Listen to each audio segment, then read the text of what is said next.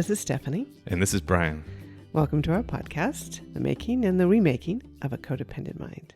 So if you made it through the previous episode, you've heard us say that we are now shifting the focus of the podcast now to a new kind of set of topics. New season. But very related. Yeah.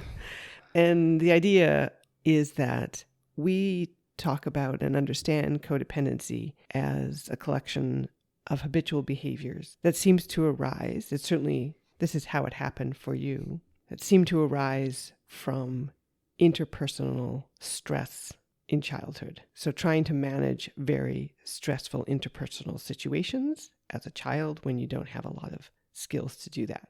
So situations like abuse or neglect or emotional instability from the adults, a chaotic household. And really, codependency is a set of behaviors directed towards interactions with other people or animals or whatever, But the key is that you're probably not really going to display codependent behaviors if you're just on your own and there's not the thought of any other person involved. Tree falling in the forest. Yeah, right. And we mentioned this before, just kind of how challenging it is and almost kind of tragic that these codependent behaviors interrupted your ability to form healthy and intimate relationships when that's exactly what you wanted and exactly what you needed to heal from the chaos and the abuse that you experienced when you were young. Yeah, and when I look back, and maybe this is the case for most people, but when I look back, I feel as though I can easily place the fact that I did want intimate relationships my whole life. I mean, I think we all do. It's just fundamental to the human experience. And instead, it was just like, I wasn't getting it, and I was making excuses for why I didn't get it to an extreme degree to where I kind of denied the whole definition of what it even meant at some points. So we're going to talk about in this season the kind of foundational building blocks of relationships and how that foundation for you was really compromised by your codependent behaviors, and then how you repaired those building blocks. Really, in some cases, learned what they meant or how to experience them for the first time. And we're going to start with the big one, which is intimacy. Right. And for us, intimacy is what really got us to where we are to begin with. These discussions that we have with each other, these deep emotional connected discussions, we'll get into what we mean by it, but this is what got us to where we are. So it's natural that this would be the number one topic for a relationship discussion. So let's do that. Let's talk about just kind of what's the general understanding of intimacy. Mm-hmm. I mean, I think it's one of those terms that a lot of people sort of get lazy with too. Like so many of the ones we talk about here, where kind of recognize people using it pretty much only for like physical or like sexual interactions. I'm going to get intimate with this person or something. Yes. So there's the sexual intimacy, which I think are all familiar with. It's there, as is a form of it. In that way, where you know someone sexually in a way that you don't know most people. Yeah. Sexually. And people talk about other forms of intimacy as well. Intellectual intimacy. Experiential, doing things together. Yeah, so sharing ideas and an intellectual life, sharing experiences. There's also one they call spiritual intimacy, where it's kind of like, do your values line up? Or if you're religious, does your religion line up? And even the way you practice that religion. For me, though, I think there's one ring that rules them all. Yes. And that would be emotional intimacy. I think that's the one that really captures what a lot of us want and need from this word intimacy, which is this feeling of being known, being seen and being known. There's a person out there, or people out there, hopefully, who you're intimate with. Those are the people who know you.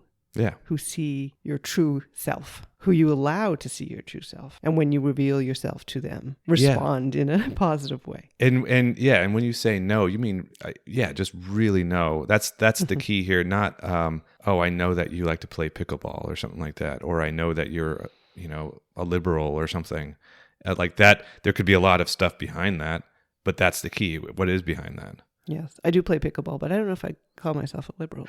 Maybe you don't know me at all. I just threw out a couple of random things. A couple of random ones. I think also the other types of intimacy that we just kind of listed and that people talk about can sometimes be a disguise for the lack of emotional intimacy. Or what I'm arguing is this kind of truest form of intimacy, the deepest form of intimacy. Yeah. And people can get by, say people choose to get by on, say, just experiential or intellectual. Mm-hmm. And there could be any number of reasons why. I mean, it's just they may not want to let themselves be known or seen in that way. Maybe they don't know enough about themselves, of course. I mean, I think there's a lot of reasons that maybe people wouldn't admit to and why they don't want to open up. Well, let's talk about that because this is kind of what happened with you. Yeah. Mm-hmm. For most of your life, you had almost no intimacy. Right. In your life. No emotional intimacy, certainly. And that seems to have started, like we've said all along, in childhood with both the emotional life of your immediate family, kind of dominated by the emotional instability of your father and the way that was expressed and the way that affected the whole family. And then also this 5-year abusive friendship. What was modeled to me was kind of emotional avoidance and emotional immaturity. And then also, of course, the codependent behaviors that I formed of trying to manage other people's lack of ability to manage their emotions. And it seems like that childhood friendship and what you were learning from your father and your parents was that it is actually kind of scary to be known and to be seen, that you needed to protect yourself from other people, not reveal yourself to other people. Yeah, exactly. So it was both that I didn't want to reveal myself, and I also didn't really want to know the other person either, because a lot of times I was ashamed of who that person was and what they were to me. So I got used to going, okay, well, I'm just gonna grab onto whatever I need to grab onto here and just try to exaggerate that and go with that. So that's how you emerged from your childhood. It does sound like there was some recovery with this long-term friend that you had that we described in your early 20s. Yeah, and I remember actually using the word intimacy at the time. That's what it felt like. I understood enough about what it was to have emotional intimacy, and I felt we were making an honest attempt at it. And I felt as though I knew him and that he knew me. And you felt that connection that arises from that feeling of being known and seen, that you were connected emotionally in an authentic way. Yeah, and so that really gave me a taste as, aha, yes, that is what I want. You know, it kind of gave me this benchmark that I could pull from that I severely strayed from for the 12 years that came after that. Those were the 12 years when you had back-to-back abusive relationships. Yes, with R and J, the people we described several times. And potentially you ended up in those relationships in part because while there was some recovery in this friendship in which you felt safe, you described it in another episode that there was still a lot of, on both of your parts, kind of a lack of self-awareness. There was emotional immaturity. So it was difficult for the two of you to really be emotionally intimate. Yeah. I mean, we had so many long discussions, but the long discussions often consisted mostly of intellectual intimacy, really, when I think about it. So I remember thinking, oh, we're deep. We can talk about the universe and stuff like that. But we weren't talking about the universe inside our brains, really. Like, it was just neither one of us understood what was going on. We would make parallels. Oh, yeah, I have problems with that too. And that's kind of halfway there, but neither one of us figured anything out. So. And you've described to me this kind of pretty extended period where he started to really struggle in terms of mental health, in terms of substance use. And that really wasn't talked about. Yeah, right. Between the two of you. Yeah, not in any way that was helpful. And I don't remember making any good suggestions. It's almost like I didn't want things to change. You know, I wanted just everything to, I feel safe with the way things are, even though he's having a really hard time. I just didn't want to believe that, kind of. So then you move into these relationships with R and J, and then there's more trauma. Yep, new layers added, new layers of shame and fear and trauma responses that I've carried that I know come directly from those relationships, not just the early childhood stuff. So the early childhood stuff was amplified by that second round of trauma, and all these codependent behaviors, as we've described over this podcast, were activated and amplified during that period. The people pleasing, the compartmentalization, the shame avoidance. Basically, I got professional at my codependency. Got very good at it. Like graduate school. Yeah. Because I had to build this web of things to just make myself not crumble into oblivion. You know, like I had to believe that I was existing for a reason and doing things for a reason. So it's a lot of hoops. So then we meet, and both of us feel a very strong connection across all the intimacies. Yeah. And this is, I think, what's a little bit dangerous about those early times. when you meet someone and you fall in love or you just get overwhelmed with feelings is that it kind of feels like real intimacy. It feels like you know this person, and it feels like, oh my gosh, this person gets me. Right. Like no one's gotten me. Like, this is amazing. We found each other. And when really you don't know the person almost at all. No, I know. Yeah. Like when I think back, I mean, I felt just like this. I really felt I got you and you got me, and we just had this great connection. Like, I didn't know any of this stuff. I know. Like I didn't know anything about you. And there was things you learned later that, had you known at the time, would have made things really difficult to continue, probably. I guess so. I don't know. Right. So maybe it's nice, this little protective bubble that you go through early in the relationship, if you recognize that that's what's happening, that it's just kind of this false sense of intimacy. But one of the conversations that we had in those fairly early days, not early, but once we both realized, or I realized, that I was really having serious feelings and I saw a future together, was about intimacy, because I had difficulties with that in a previous relationship, long-term relationship, where I did not feel a sense of emotional intimacy and therefore a sense of emotional connection. I didn't feel known and I didn't feel seen. And I suspect other people have felt that. When you're in what is supposed to be an intimate relationship and you don't feel known or seen, that's really lonely. That's a great word for it. Yeah. I mean, that's exactly what it is. Yeah. That can be even more lonely than just being alone, because this person is supposed to know you and see you. And when I learned more about your relationship with Jay, because that was the most immediate one, it was concerning because there seemed to be an almost complete lack of intimacy in that relationship. And so I was asking you about, did you want intimacy? And I brought up the fact because from what I could see, there was none in your relationship with Jay. And you said some version of? I said, oh, we had intimacy. We sat on the couch and cuddled while watching TV. I mean, it was some version of that. So we cuddled all the time. Yeah. All right. Right. I mean, that's the image that popped in my head. I was like, well, I'm scanning. Okay, no, we must have, right? At some point, somehow, right? That was it. That was really, I mean, I guess you could say experiential, but everything was tainted with abuse and power dynamic. And so even that, there was zero intimacy. Yes, because if we're saying intimacy is being known and being seen, you didn't really know anything about her. No. And she didn't know anything about you. And we couldn't talk, right? I was afraid to talk to her. To reveal yourself to her. Like your hopes, your dreams, your fears, those were never discussed. And I didn't want to ask her any questions because I didn't want to know more about her. I knew enough. So, and this was as we said, that was back to back with R and J. So this was an extension of the same exact situation with R. And with R, like the physical stuff completely ended too for the last 4 years of the 8 years, to where it was a bad roommate situation, basically. Like not even a friend, just a bad roommate from hell sort of situation. And it was pretty close to that with Jay as well. Yeah. She was just a slightly better roommate. Right. Yeah. Well, not really. No, not at all. It was just shorter. That's it. I mean, I think it would have got to the exact same point eventually. It was just the whole relationship was only 4 years instead of 8. So as you said, some people are satisfied with just having these other type of intimacies in their relationship. They enjoy doing things together. They feel they have a good sexual connection, and they're not comfortable, perhaps either of them, forming a really emotionally intimate connection with their partner. But that's not something that I wanted. And in fact, for me, those other types of intimacies, I appreciate, enjoy being part of the relationship. But for me, they almost seem like a distraction from the real deal. Yeah. Well, they play a supporting role. They should be a supporting role. But if that's all there is, to me, that doesn't feel like intimacy. Yeah, well, and all of that is at risk if you don't have the emotional intimacy, because it's like, what's behind all that?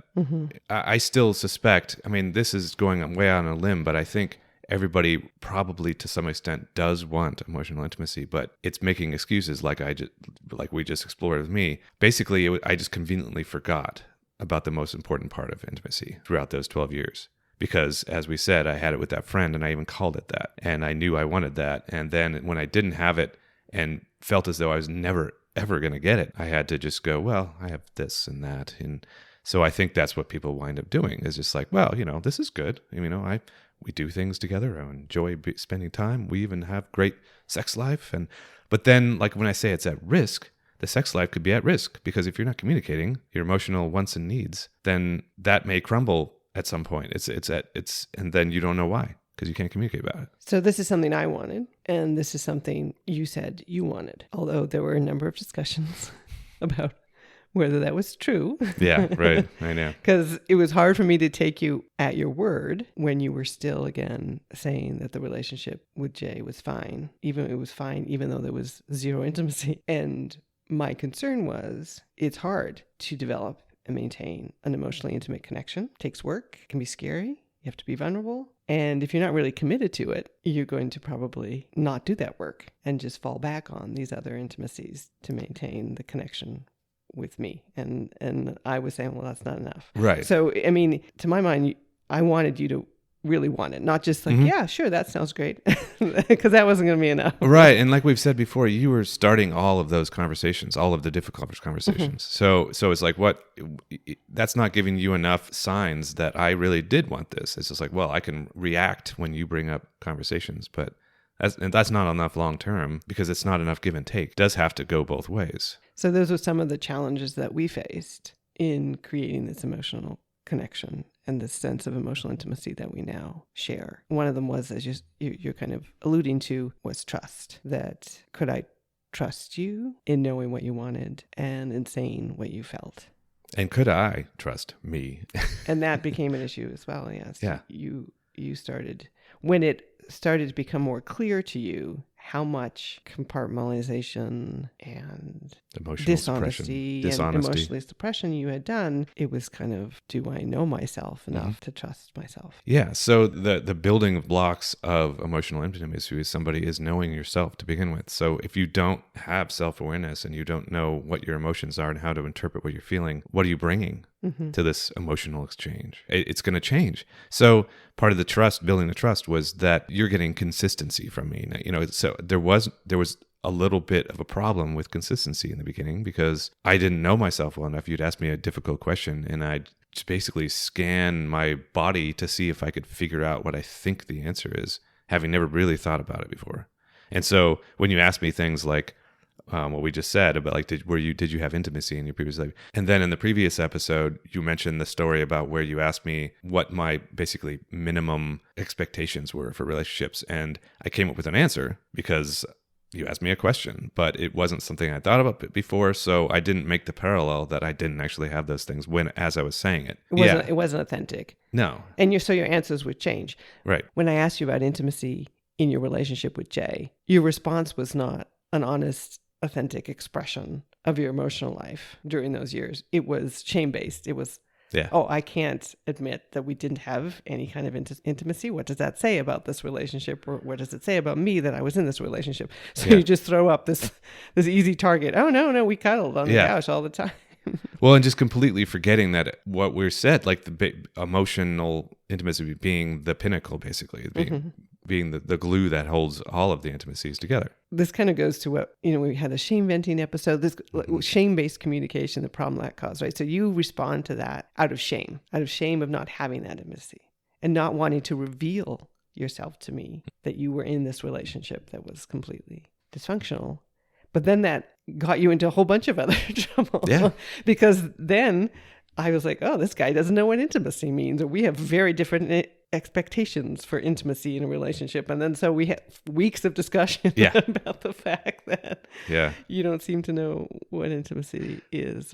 But the interesting thing is once I did start learning these things, or relearning these things kind of in some cases, it was like, no, I do want that. I just haven't had it. Why haven't I had it? Now we're just opening all these layers. And then, so there's like things that I said that were misleading because I didn't understand really at the time, but now it's like full circle. I came back to the original answer, but just in an actual authentic way. And that happened quite a bit, which is one of the reasons we're still here during that period. So I would ask you a question or raise a topic of conversation, and then your initial responses might be shame-based, might be fear-based, might be, I don't know, because I haven't thought about this ever in my life. And those often weren't great conversations. But then you would go away and you would do research, on the web, just looking up these terms. And as you say, just lots of smart people have said smart things about intimacy, and you would read about it and you would make notes, and you would come back better prepared to have a conversation, both kind of armed with new knowledge that you've learned or relearned, as you say, and also more honest speaking about your own experience and a willingness to be more vulnerable about that experience. And then that would build trust, and it would build your own self-awareness, which would give you trust in yourself as well. Yeah, so that's kind of how we started to bridge this gap and started to build some momentum for me. And we mentioned before too, where I was kind of doing these nightly thinking back on previous relationships or situations, or even earlier stuff with us, and trying to apply all of this new knowledge to those things. And then I would be starting discussions at night with you. So now it's not just you just starting discussions. Now we're having more of an exchange of intimate conversations. Even though, I was really scared in the earlier days of those conversations, but I knew this is what I wanted to be doing. I imagine it would be terrifying.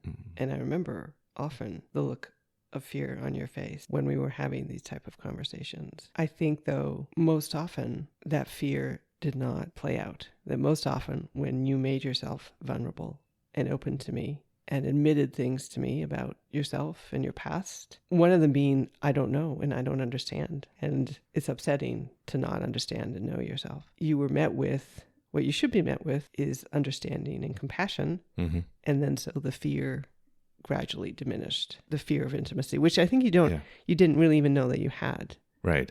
And I didn't know much about the shame either. The fact that there was just kind of this vein of shame, like underneath all of it. And then how often I was triggered in those earlier days and didn't know about the triggers. So when I did get triggered, then I go into the freeze, which happened often. That face, that terrified face you're talking about, was when I would go into freeze during a really difficult conversation. And now I can't think at all. Like my brain's just blank. But yeah, that doesn't happen anymore.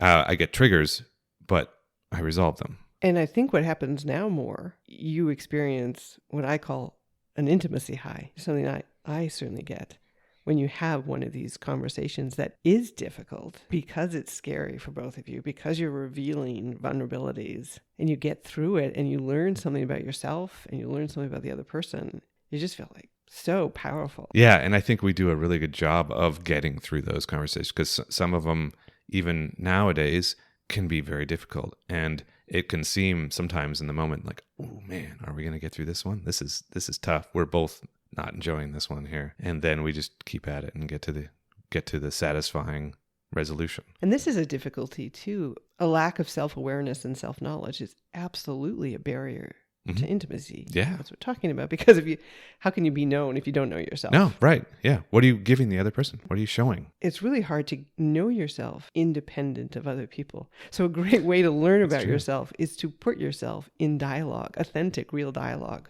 with one other person or multiple people. Because I've learned a lot about myself just even talking through your past, because that's opened windows to some of my behaviors and now are given more nuance and understanding. Yeah. And so the other big thing here, which I think we want to do an entire episode on, is vulnerability. So the ability to be vulnerable with the other person, to where it's like, this is risky. This, I'm going to say something here, say something about myself, or even kind of more difficult, I'm going to ask something of you, and maybe I won't like what you say. Maybe I have to make a decision, like that doesn't line up with what I believe or what I want, and what do I do with that? And that makes me think of one intimacy challenge that we kind of ran into later into our relationship, so much more recently, where we had gotten much better at talking about your past, our shared past, your challenges with codependency and the codependent behaviors. You were feeling a lot of healing from the trauma. You were feeling a lot of distance from the traumatic events. And one thing I started to notice around that time was that we didn't spend a lot of time talking about me. If we were talking about me, it was in this way, like your life was the main plot, and it started with a discussion about me, and then I was a subplot. Yeah, an interesting subplot, but still in the subplot. And you didn't ask me questions really. Yeah. When I did talk about myself, it was me initiating those, and you were a good listener, except for not asking me questions or prompting, not demonstrating that you were curious about me, which I think in terms of maintaining intimacy, emotional intimacy long term, you both need to be curious about the other person. Yeah. Because you're recognizing there is another person there. Mm-hmm. You can never know someone completely. There's always things to discover and learn. And if you stop being curious about what those things are, then how is that connection going to be maintained? Yeah, this one really kind of threw us for a loop. And actually, it hasn't been fully resolved yet. Fully resolved, meaning I think we kind of figured out the various reasons why that is. But like so many other things, still not good at it. I haven't developed the skill because when I looked back, I was trying to figure out, wow, yeah, I don't really recall ever being good at that. Or there were times where I actively avoided it, which is part of the problem. When I was talking about, the R and J relationships, I didn't want to ask them questions because it implicated me. It led to abuse usually when I asked questions. But then also there's this self-centeredness that I didn't realize was there really for myself, especially when we were going through all this stuff, right? So we're talking about me, I'm revealing myself now and figuring out things that are going on, but I'm sucking all the emotional energy out of these conversations because you're being amazing and loving and helpful and all this stuff. But yeah, I'm not caring for you. Most of the time. Yeah, well, being challenging too, which is good. But I'm not caring for you in these moments. And there were a couple of times, there was a time like almost a year in where it was like, holy crap, we had to back up a little bit because it's like a lost sight of empathy for a while there. I was like focusing almost exclusively on myself. So it's kind of like, oh, we're being intimate here. But at the same time, there's like a backdoor blocks to intimacy going on that I wasn't even really aware of. That's a good way to put it, that you didn't develop that skill, the skill of curiosity. Or, we could also say it's a habit or it's a practice. It's something that is a muscle that you want to develop, being curious about other people and asking them questions and finding out about them. And that was just something that you never felt safe to do. Mm-hmm. Or you never felt motivated to do. Right. So with those people, I didn't actually care, especially with Jay, where I talked about just like really didn't even respect her as a person to begin with. Just kind of a silly, ridiculous person. Yeah. So the less you knew, the better, really. Yeah. In those relationships. Yeah. Since the relationship, that earlier friendship, you never had the opportunity to kind of practice that type of communication with someone, to take responsibility really for maintaining that intimate connection by making sure you're checking in with that other person and that you're right. And so when I thought about that friendship, it's like, oh, I must have had it then. But then I didn't. Still, the two of us were just bringing things to each other. I was just used to that. Even in what I consider to be an emotionally connected relationship, I would say something revealing and he would go, wow, I hear something reveal about me. Or something, just back and forth like that. And so it makes sense, though, that when he was struggling, I didn't try to help. I didn't try to really check with him on what's going on and stuff because I figured, well, he's just going to tell me. And if he didn't, I'm like, well, shoot. I remember when I called it self-centeredness at first, you resisted that a little bit because it just sounded harsh or something. But, just like everything, what we talked about almost in this podcast, there's a spectrum to where I'm not extremely self-centered or something, where I'm just totally self-serving. Or right. I think I was concerned it kind of sounded like narcissistic self-centeredness. Yeah. And it's almost kind of ironic with codependency because in so many ways you didn't have a strong sense of self. You didn't feel entitled, but you also had the self-centeredness. Yeah, right. Well, and part of that self-centeredness was things like resentment or whatever little passive forms of control that I had. Or when I was depressed, using that as an excuse for everything. And I think I was extremely self-centered for certain points in my life where I just could not get outside of my own brain at all. And I think that's because in some ways you always struggled to take care of yourself because as a child, you were not taken care of to the extent that you needed to be. And on top of that, you were asked to take care of other people. Mm-hmm. So you weren't able to kind of fully develop the ability to take care of yourself in a healthy way. So you were in this kind of self-preservation mode all the time, which did not allow you much bandwidth to take care of another person. Yeah, I like that term. I forgot about that one, self-preservation. That's kind of like this knee-jerk, even though most of the time I'm really not even doing it well. That's like the shame reactions or something, the dishonesty. It's like self-preservation, but I'm shooting myself in the foot most of the time with those behaviors. Not only am I being dishonest and not discovering anything about myself, but I'm also distancing you and ruining our trust and ruining our intimacy and stuff by just doing knee-jerk self-preservation. I'm saying this in present tense voice. I don't do it too much anymore. You don't, it's true. But there's also the powerlessness that we talked about so much comes into play with the seeking out of information too. So I found myself not being very practiced at just seeking out information about the world and the universe, everything around me also. So I kind of had a passivity. If information came my way, oh, great. So going on Facebook to get my news or something, headlines, there were times where I researched things, obviously, but it's just seemed to always have this kind of vein of only if I had to or something, kind of in general, not that actively curious of a person because of this powerlessness, I think. So it's not like I didn't want to be curious. And if information did come my way, I would find it fascinating and very good to know. Right. We always had really interesting discussions. So it took me a while to kind of realize this dynamic. Because again, early on, you just want to talk to each other all the time. And there's no one has to do any work kind of making sure, again, that conversations happen. But as you move on in a relationship, it's more natural that you're going to be occasionally sitting on the couch and no one's talking and someone has to start a conversation. And that's when it became more clear that not just difficult conversations, just conversations in general were generally started by me. Yeah. And then when you started to bring this up, I had a hard time because each time you did bring this subject up, it gave me shame, and the shame would trigger me. And so there'd be a lot of times where you were getting kind of overwhelmed with this new knowledge that you had and the fact that, okay, well, here we go again. We just have been talking about you for the last hour. And you would say just something very basic, ask me a question. And that question would send me into a shame spiral. Right. So yeah, I started to do that. Ask you to ask me a question. Like I want to be asked a question, and it would trigger you. Like you would have to perform, or you would be judged. When really it was about me trying to express vulnerability and say, like, I want to be asked a question. I'm feeling like you're not interested in me. Yeah. I'm feeling unseen. I want to know that my partner wants to know things about me. Can you ask me a question?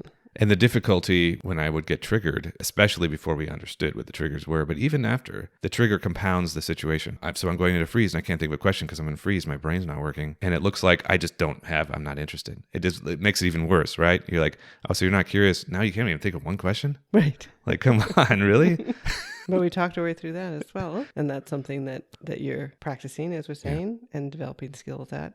And I now understand where that comes from, and I don't take it personally. And I can bring it up when I see it happening, when I may be feeling, again, somewhat neglected or unseen, and you respond with care rather than with fear. Yeah, so you understand it, but it still needs to happen. Right. All this stuff, that's part of an intimate relationship, the work part of the relationship. That's the work that I was talking about way back, and that I was afraid that you were either not motivated to do or maybe were not capable of doing. And I think there'd be some times where you also thought, like, I don't know if I can do this. I don't know if I can deliver on the emotional intimacy front, but you definitely have so far. Yeah, well, and the more we talk about all this and the more I learn about all this, the more it's just like, it's vital. Like, I feel like that is what this relationship is all about. And that's what I want for the rest of my life. If something were to happen to you or something, I'm not going to spiral back into some emotionless, abusive relationship or something, Amen. So we started with intimacy because for both of us, that's really maybe the most important building block. And we'll continue in a couple of weeks on another foundational relationship topic. And we hope you'll join us.